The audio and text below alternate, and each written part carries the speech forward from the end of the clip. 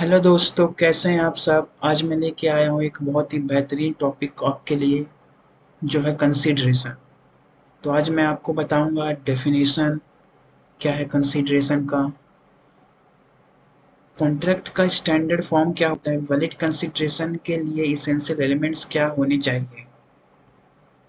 Definition: as per the Indian contract act 1872 कहता है कि कंसीडरेशन कुछ ऐसा चीज है, यानी कि एक प्रोमिसर का डिजायर है कंसीडरेशन, जहाँ पर एक प्रोमिसर का डिजायर से प्रोमिसी को कुछ करना होगा या प्रोमिसी को कुछ करने से रुकना होगा। यह करना या कुछ करने से रुकना ही कंसिडरेशन होता है एक कॉन्ट्रैक्ट के अंदर। स्टैंडर्ड फॉर्म ऑफ कॉन्ट्रैक्ट: इस तरह के कॉन्ट्रैक्ट जो होते हैं जिसमें प्रोमिसी या तो वह कॉन्ट्रैक्ट करेगा या वह कॉन्ट्रैक्ट को लीव कर देगा, यानी कि नहीं करेगा, बट वह कॉन्ट्रैक्ट के टर्म्स को नेगोशिएट नहीं कर सकता है। जो पार्टीज के पास ऑप्शन है कॉन्ट्रैक्ट में इंटर करने के लिए या उस कॉन्ट्रैक्ट को भूल जाने के लिए।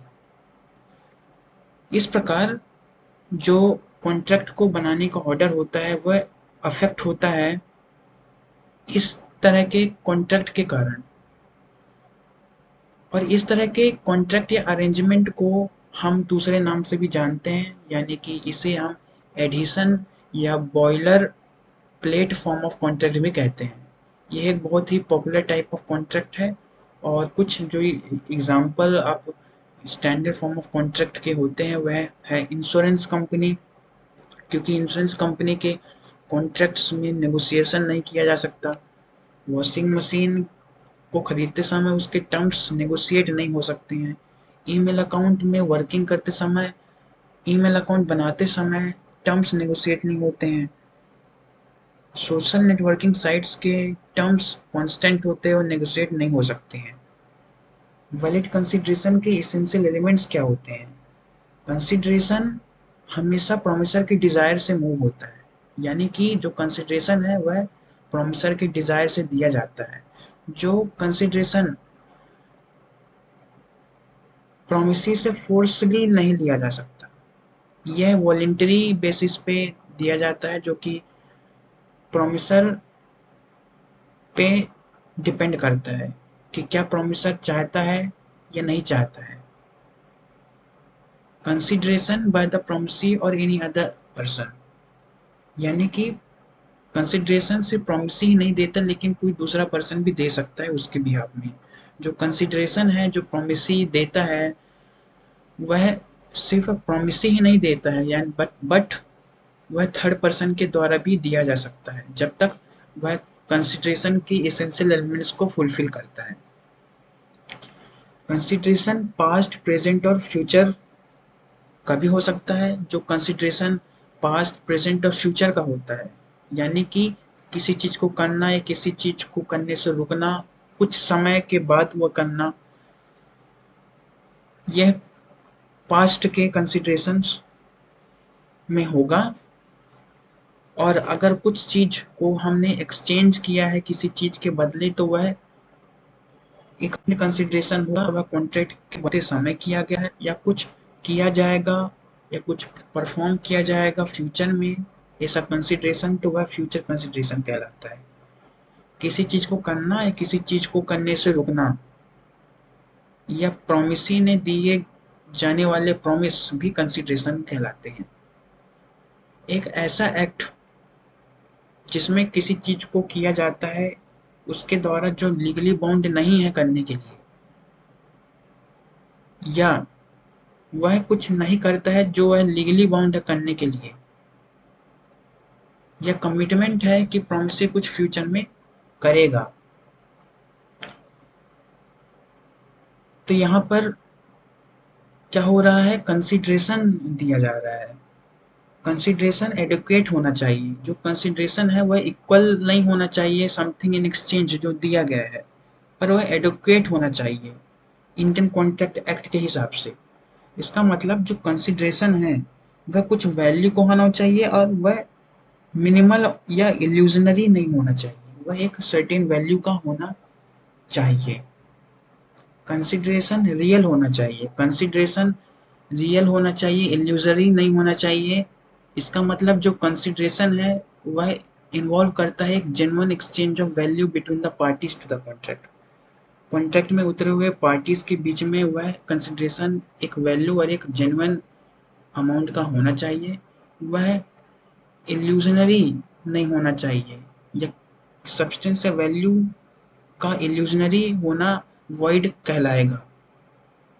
Consideration should be legal, consideration lawful होना चाहिए और वह किसी पब्लिक पॉलिसी या लॉ के द्वारा प्रोहिबिटेड प्रोविजंस के तहत नहीं होना चाहिए। इसका मतलब जो कंसिडरेशन है वह कोई इलीगल या इमोरल एक्ट को इन्वॉल्व नहीं करता हो, जिसका compliance as per the law of land होना चाहिए, यानी कि कॉन्ट्रैक्ट के हिसाब से ही कंसिडरेशन होना चाहिए और वह लीगल होना चाहिए। किसी प्री एग्जिस्टिंग ड्यूटी की परफॉर्मेंस को कंसिडरेशन नहीं माना जाएगा। अगर पर्सन कोई ऐसा चीज करता है है जो कि प्री एग्जिस्टिंग ड्यूटी है किसी पार्टी का, तो उसे एक वैलिड कंसिडरेशन नहीं माना जाएगा एक न्यू कॉन्ट्रैक्ट का। इसका मतलब जो पर्सन है जो ऑलरेडी बाउंड है कुछ करने के लिए, ये किसी लीगल ऑब्लिगेशंस को परफॉर्म करने के लिए, तो उस प्री एग्जिस्टिंग ड्यूटी को एक नए कॉन्ट्रैक्ट के कंसिडरेशन के रूप में यूज नहीं किया जाएगा। कंसिडरेशन टू पे less than the amount due,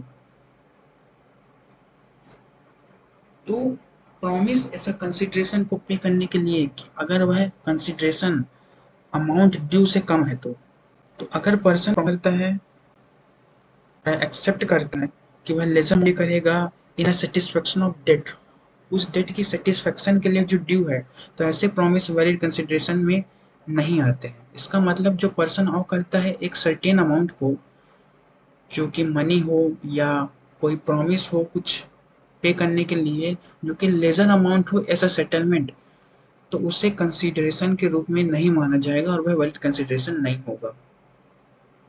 part payment by third party, Indian contract 1872 बताता है कि एक्सेप्शन देता है कंसिडरेशन के जनरल रूल्स में उस केसेस में जहां पार्ट पेमेंट जो हुआ है डेट का किसी थर्ड पार्टी के द्वारा, जो कि प्रोमिसी या प्रोमिसर नहीं है, प्रोमिसी या डेटर के बिहाफ में, तो ऐसे कंडीशन में थर्ड पार्टी भी क्रेडिटर को पे करके डेट जो डेटर ऑ करता है उसको डिस्चार्ज कर सकता है और क्रेडिटर उसको एक्सेप्ट करेगा उस पार्ट पेमेंट को, और इसे कंसिडर किया जाता है एक वैलिड कंसिडरेशन इस पर द इंडियन कॉन्ट्रैक्ट एक्ट। उस क्रेडिटर्स का जो प्रॉमिस है डिस्चार्ज ऐसा डेट जो होता है क्रेडिटर का, तो वह एक थर्ड पार्टी कर सकता है डेटर के बिहाफ में डेटर के ऑब्लिगेशन को पे करने के लिए, और यहाँ पर जो रिमेनिंग डेट है वह भी डिस्चार्ज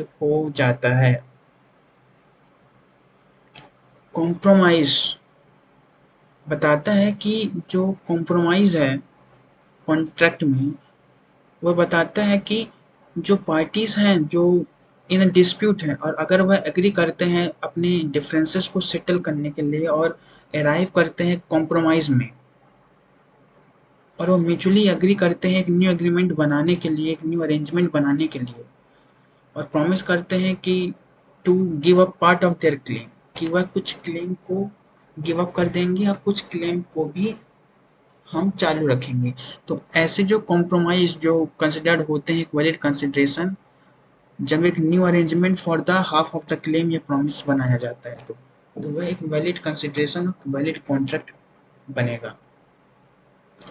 अगर समय से पहले पेमेंट होता है तो इंडियन कॉन्ट्रैक्ट एक्ट 1872 बताता है कि अगर एक एक्सेप्शन देता है कॉन्ट्रैक्ट एक्ट कंसिडरेशन के जनरल रूल के अंदर, ऐसे केसेस में जहाँ पर जो डेटर है अगर वो पेमेंट कर देता है क्रेडिटर को डेट के ड्यू डेट आने से पहले, तो ऐसे कंडीशन में जो डेटर वॉलेंट्री अगर पे करता है अपने डेट को ड्यू डेट से पहले, तो क्रेडिटर उसको एक्सेप्ट करना होगा और डेटर इंटाइटल होगा कि वह अपने पूरे डेट की डिस्चार्ज को क्लेम कर सके और क्रेडिटर डिमांड ना करे फर्दर पेमेंट के लिए। प्रोमिसरी स्टॉकली एक बहुत ही इम्पोर्टेंट टॉपिक है और ये समझना बहुत ही मुश्किल है लोगों के लिए।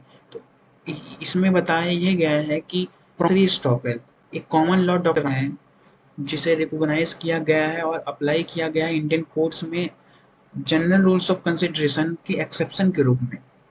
ये बताता है और ये एक प्रिंसिपल पे बेस्ड है, इक्विटी और फेयरनेस के प्रिंसिपल पे बेस्ड है और ये रोकता है पार्टीज को कि वह अपने प्रॉमिस से पीछे हटे। अगर दूसरा पार्टी रिलाई करता है उस प्रॉमिस पर टू देयर डेट्रीमेंट, यानी कि एक बार प्रॉमिस या कॉन्ट्रैक्ट बन जाने पर उस पर अगर एक दूसरा पार्टी को उस कॉन्ट्रैक्ट को ना डिस्चार्ज करने से रोकता है ताकि दूसरे पार्टी को कोई हानि ना हो। इसका मतलब अगर एक पार्टी कोई प्रॉमिस बनाता है किसी कंसिडरेशन के बगैर, यानी कि गिफ्ट या काइंड जो विदाउट कंसिडरेशन होते हैं ऐसे प्रोमिसेस, और दूसरा पार्टी उस पर रिलाई होता है उस प्रॉमिस पर और किस उस प्रॉमिसर के न करने पर अगर कोई डेट्रीमेंट सफ़र होता है एक पार्टी के द्वारा दूसरी पार्टी के द्वारा, तो ऐसे रिजल्ट में जो पार्टी प्रॉमिस दे रहा है उसे बिल्कुल ही रोक दिया जाएगा कॉन्ट्रैक्ट की इन्फोर्सेबिलिटी को डिनाई करने से, भले ही वह विदाउट कंसिडरेशन हो। कंसिडरेशन फॉर चैरिटेबल पर्पस, जो कंसिडरेशन चैरिटेबल पर्पसेस के लिए होता है, एक स्पेशल कैटेगरी ऑफ कंसिडरेशन है जिसे रिकॉग्नाइज किया गया इंडियन कॉन्ट्रैक्ट एक्ट 1872 के अंदर, जिसका मतलब यह है कि अगर कंसिडरेशन को दिया जाता है एक चैरिटेबल पर्पसेस के लिए तो इसे कंसिडर किया जाएगा कि वैलिड कंसिडरेशन, भले ही यह प्रोमिसर को डायरेक्ट बेनिफिट दे रहा हो या ना दे रहा हो। Thank you and keep watching my channel.